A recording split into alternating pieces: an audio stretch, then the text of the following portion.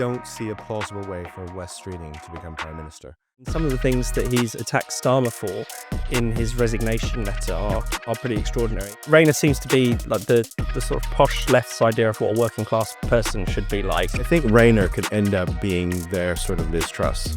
What seat can Burnham pick that he would definitely win and that he wouldn't lose to either the Greens or Reform? He could become the Labour leader, he could become the Prime Minister, but he's going to have to confront exactly the same problems that Starmer is confronting. Hello and welcome to the Spike podcast. I'm Georgina Mumford and I'm joined by Spike's deputy editor, Fraser. Hello. And journalist and author of the upcoming book, The Rise of Reform, Nick Tyrone. Thanks for joining us, Nick. Glad to be here. Now, obviously today the conversation in Westminster is still being dominated by the fallout from the local election. We're hearing lots of questions about Starmer's authority, leadership manoeuvres within the Labour Party, questions about whether the Labour Party actually still has a convincing political trajectory at all. But of course, to start us off, at the time of recording, Wes Streeting has just handed in his resignation, presumably paving the way for a leadership challenge. So Nick, to begin, what do you think of Streeting's chances? What do you make of this development? I think they're absolutely zero. This is the strangest thing to me about this whole thing, is I don't see a plausible way for Wes Streeting to become Prime Minister. I've thought about every possible set of machinations, so like, what if this happens? What if this person runs? And every single time, it was always like, Wes loses, Wes loses. It's like one of those choose your own adventure books where it's like every single time, there's no way to get, like, you'll just lose every time. I mean, if he goes up against Starmer, he loses. The polling's fairly clear on that. If he goes up against Rayner, he loses. If he goes up against Miliband, he loses. So I don't understand what he's doing. I genuinely, so since the beginning of this week, I've not understood where he sees this going.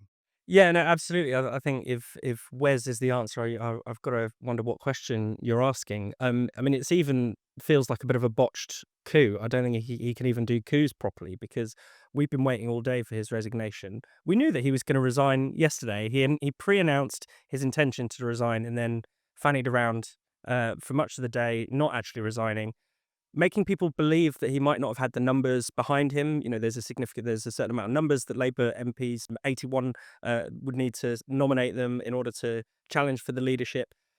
We assume that he has those numbers, but we don't necessarily know.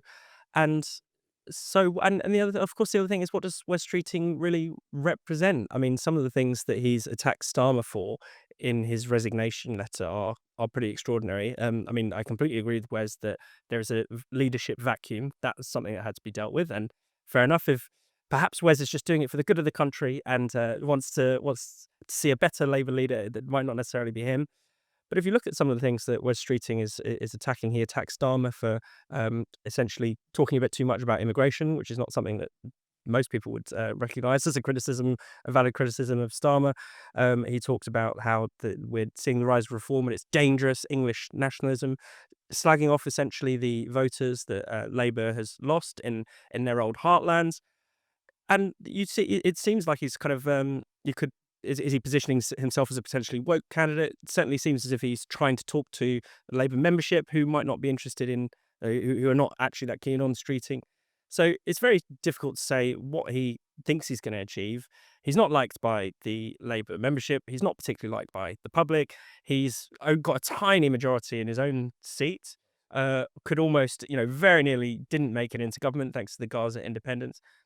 You have to wonder, what is he running for? But fair play to him, good on him. If he brings down Starmer, he deserves some credit for that. That's good on my books. But actually, Prime Minister Wes Streeting, that's a terrifying prospect. I think one of the things that's underpriced at the moment is Streeting goes over the top. He's resigned, and then he doesn't have the numbers, and then the whole thing fizzles out, and then Starmer just remains where he is. I mean, I actually think that could happen, which is insane, but it really could. Yeah, and we should talk a little bit about Starmer's obstinacy throughout this, which has surprised everyone. I think because the politics of it are so clear that Starmer has lost his authority. I think everyone agrees. It's clear. He's a zombie prime minister. Exactly.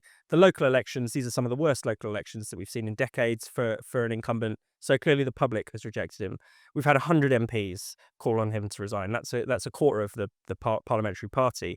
We've had ministers call on him to resign. We've had now the health minister has actually made his move. Wes Streeting has actually made his move and resigned. Good on him. He's put on his money where his mouth is in that sense. He can't go on.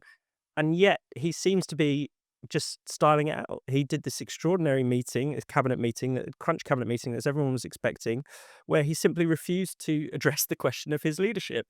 He said, "We've had some bad local election results, but no leadership process has been triggered. So let's move on and let's talk about Iran and let's talk about what's going on in the country." I mean, I think a key element of all this is actually how much difference it would make who was leader of the Labour Party at this point. I mean, in the research I did for the Rise of Reform, I did a lot of sort of going around with reform canvassers and hearing what people were saying on the doorstep. And the interesting thing was how many people, like, it's remarkable how much of the working class vote across the country, but I think particularly in the north of England and the Midlands, has been lost. The Labour have lost that to reform. Yeah. And I don't see, particularly any of the people that are in the running, including Burnham, I don't see how they get those people back, at least anytime soon, if ever.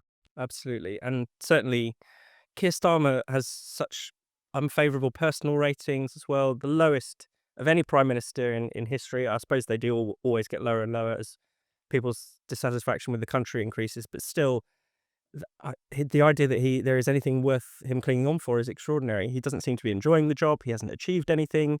He doesn't. The King's speech was completely flat and had nothing interesting really to for the government to do in the next year or so.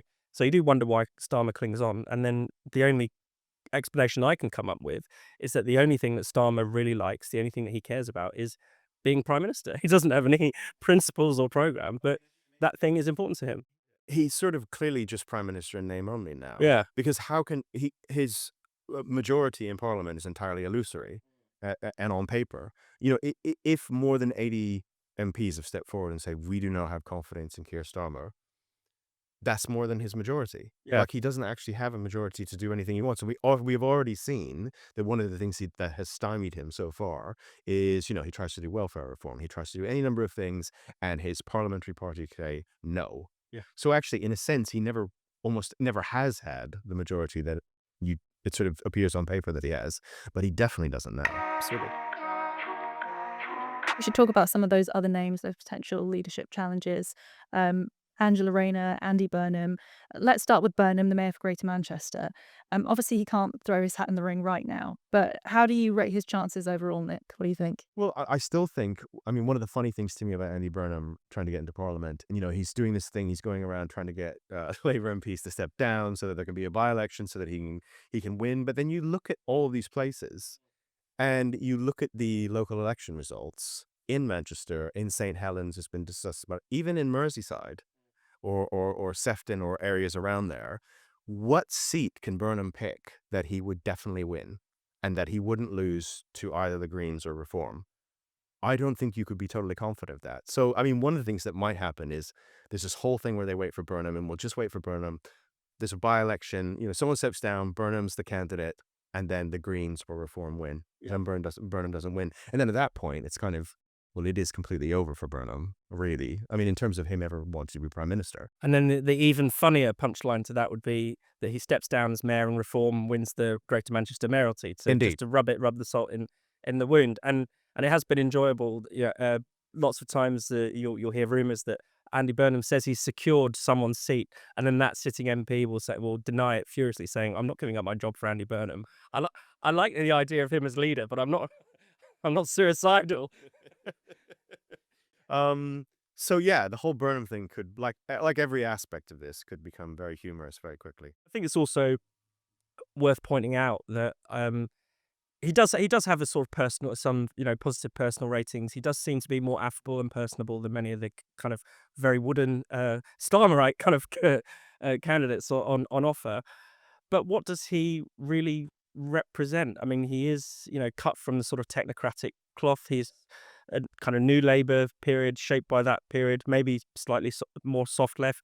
Does he have anything to say about any of the big issues of our time? I've never heard him intervene on, say, something like immigration, which is the number one issue in British politics. You have to have a view on it. You can't, if you're going to be prime minister. What would he say that wouldn't alienate the party, either the party or the public? So I think it's going to be very difficult for him to actually win people over. He could become the Labour leader, he could become the prime minister, but he's going to have to confront exactly the same problems that Starmer is confronting. And and I think the problem with all the candidates, Burnham, Rayner, Miliband, maybe lesser Streeting, but even with Streeting, I don't know, is will they push the party to the left, like on everything, not just economic stuff, but like anything woke, anything cultural. And you can see them going to try and get the membership because obviously they're the ones who vote on the next leader. And then they're sort of stuck with a very left-wing prospectus, which A, people didn't vote for in the general election, and B, people don't want. So it consigns Labour to unquestionable loss at the next general election. Mm.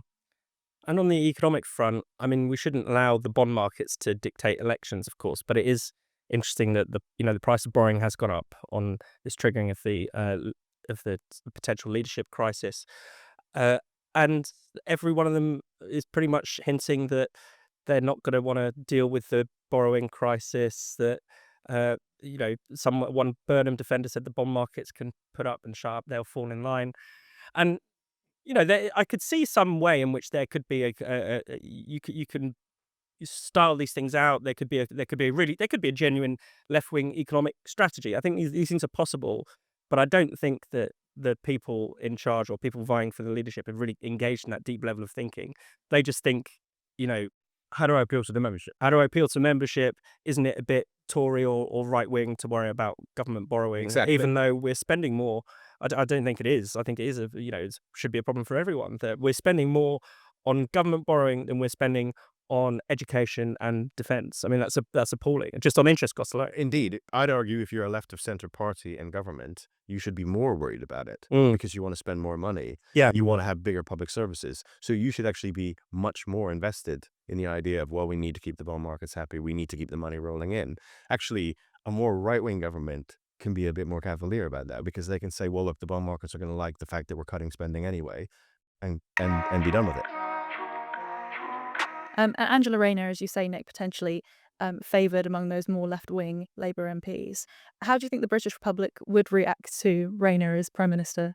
I mean, I think Rayner could end up being their sort of Liz Truss, like as in maybe not 2 months, but like maybe 6. And it just totally crashes and burns.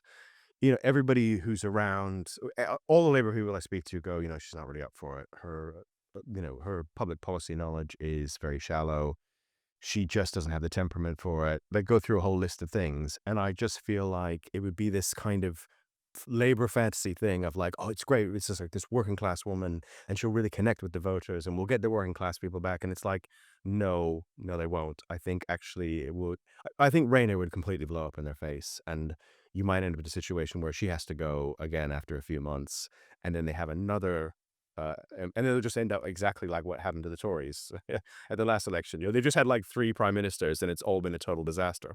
Yeah, I think that Rayner seems to be like the sort of posh left's idea of what a working class person should be like. Yes, I'd agree. And so I think they really, really overestimate her popularity and her ability to connect with the public.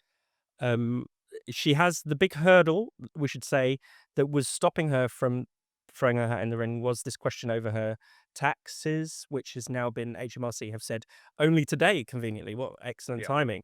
That actually there's no Totally there's convenient. very convenient, total coincidence, I'm sure, that that she actually didn't do anything wrong, or at least legally do anything wrong, and she won't have to pay a penalty. So that does clear the way for her to run. I would say the biggest black mark on her is just her record, to be honest. Yeah. House building was one of the things that the Labour government promised to transform in this country. It was something that a lot of younger people who voted for them were really relying on. I think it could almost, the housing crisis in this country is so bad that you could almost see a situation where, had they sorted it out, you could sort of say all is forgiven on other issues. The problem is they've gone backwards. We are building fewer houses than we were when the government came into power. We're building, especially in London, house building has basically crawled to a standstill. So that's what she, that's the record that she has to stand up on, and it would be absurd and perverse if she were to become prime minister on that basis. I mean, the other thing is, a lot of businesses, big and small, are very disappointed by what Starmer's done on business so far. Does anyone seriously think that's going to get better under Angela Rayner? I mean, it's actually probably going to get markedly worse. Yeah. Because she's the one who is cheerleading for things like employment rights on day one and all that sort of stuff, which is, I mean, businesses hate. So that's going to go backwards as well. we should talk about some of the dark horse candidates. One of them is Ed Miliband.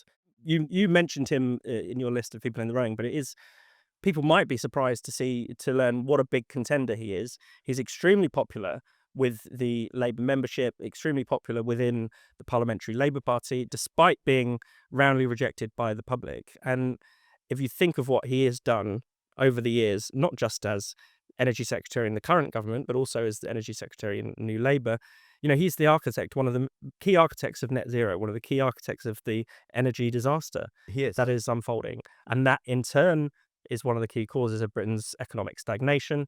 So him as prime minister is, I think that should send a shudder down people's spine. It really should, and I think it's underpriced at the moment. I think Miliband should be way more favored to win this than he is.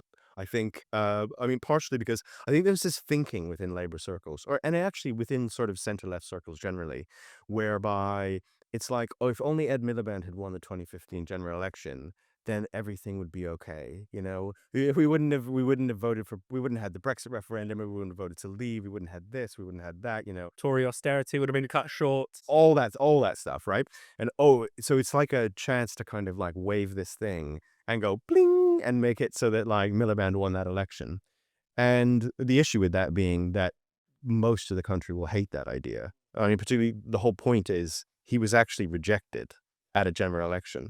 So the idea of Labour just anointing him and putting him in number 10, I think that will go over extraordinarily badly with most people. But it is worth remembering that Labour members are not most people. And They are not. They are.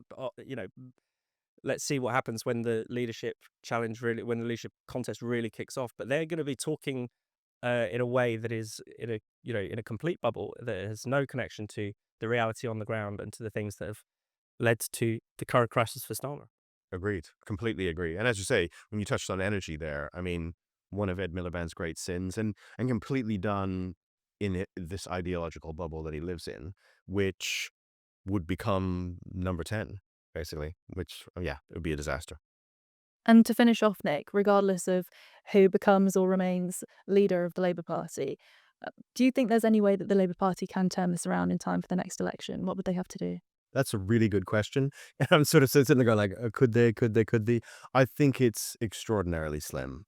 I guess I could see a position, so something where like, okay, let's say Burnham somehow made it through the maze and became prime minister. Burnham can pitch himself as, it's me or Nigel Farage. And what Burnham does then at that point is he sort of just, the anti-Farage vote unites around Labour and they sort of squeeze the Greens, they squeeze the Lib Dems to some extent, and it really does become a sort of reform Labour battle. I think that's possible. Even that, though, I don't think is likely. I don't think they're going to kill the Green vote before the next general election under any leader, whoever it is, Starmer or Burnham or whoever. Even Miliband, I think they might get a bounce, and then actually it will just leak away again back to the Greens because that is just going to feel more comfortable. So maybe, but I think it's pretty slim. Yeah, I mean, you can never say never, but I think that the public felt like they were giving Labour a bit of a chance in 2024.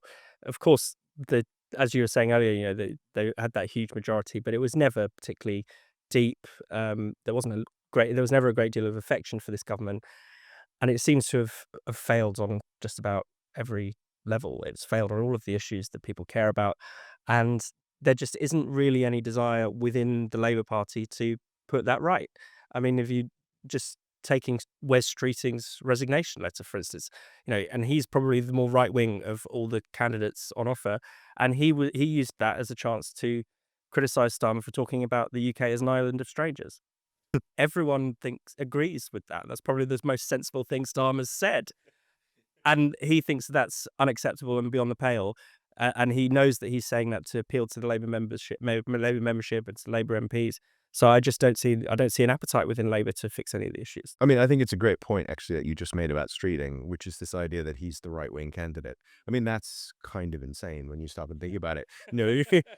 Like, just compare Wes Streeting, his politics, to, I don't know, John Reid or something. It's like, it immediately brings you into how far they've drifted away.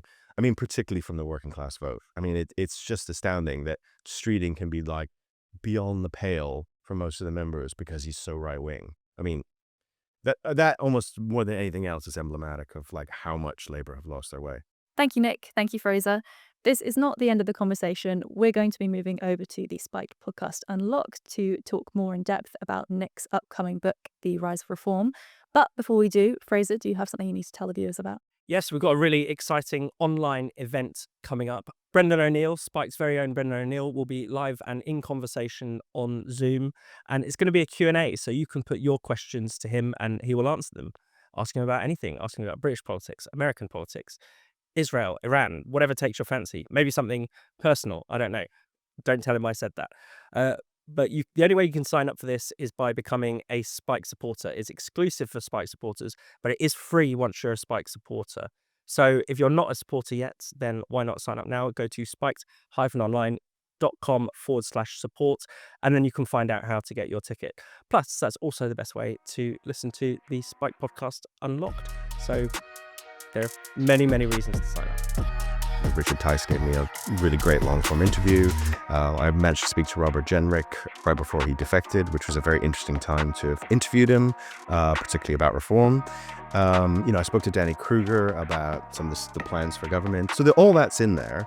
But the real heart and soul of the book is the time I spent kind of out in the field with sort of local candidates. Thank you so much for watching the Spike podcast. We'll be back next week, so make sure you subscribe to the channel and click the bell so you never miss an episode.